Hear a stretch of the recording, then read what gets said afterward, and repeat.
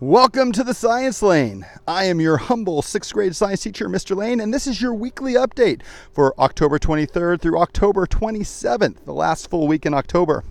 Well, the big day came for 6th grade science.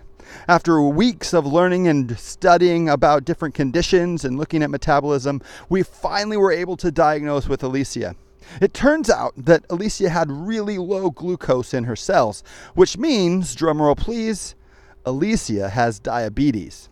Yes, she is diabetic, and what that means is she doesn't have the insulin enough to put glucose in her cells, and so she can't undergo cellular respiration.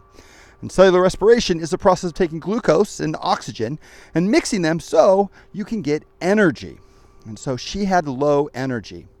We learned more about metabolism this week and also saw that our body uses amino acids to construct proteins. And those proteins build and repair our cells. And so our biggest worry for Elisa is that she won't have enough energy to build and repair her cells. So that's really the biggest concern with diabetes. It isn't so much maybe feeling tired, which obviously is a major symptom, and for those that have it, they really worry about.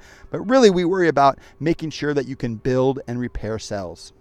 We also started the next chapter, chapter 3, and we're almost done with chapter 3 of Amplify and Metabolism. In chapter 3, we're looking at a new problem. We're looking at professional athletes who cheat, and they cheat using something called blood doping.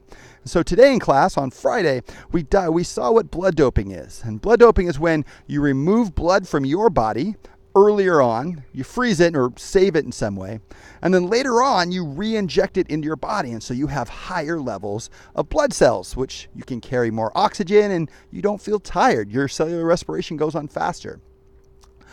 Athletes use this to cheat, and especially bicyclists. It's a huge problem in cycling, and we talked a little bit about people like Lance Armstrong and some of the other cyclists who have been caught cheating doing this.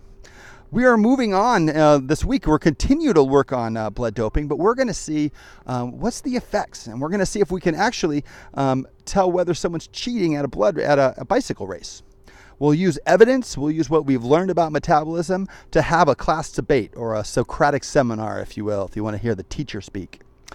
And so that's what we've been learning about. And so you had homework on Monday. You also had homework on Wednesday and Thursday. You didn't have them go in the homework in the week. So remember, you had those 3 assignments. That was homework, I believe, for 3.1, 3.2, and 3.3. So make sure you're getting those in this week. We had a really awesome week. You can see I'm wearing my nice red NASA hat and my red shirt. That's because it is Red Ribbon Week, and we've been talking about drug awareness and how the effects of drugs, and how really it's just a perception of what a lot of the middle schoolers at our school are doing drugs. In reality, not many are. So that was our week in review, and we're going to continue on. We'll probably finish up metabolism maybe next week, but most likely that first full week in November. Looking at our final test probably on Monday or Tuesday, and then we'll move into a work sample where we're going to put into practice what we've been learning about metabolism, and we're going to be designing some energy bars. So remember, as we move forward and science gets a little hard, that you got to keep moving forward and you just keep pushing. So as I like to leave you off, keep moving forward.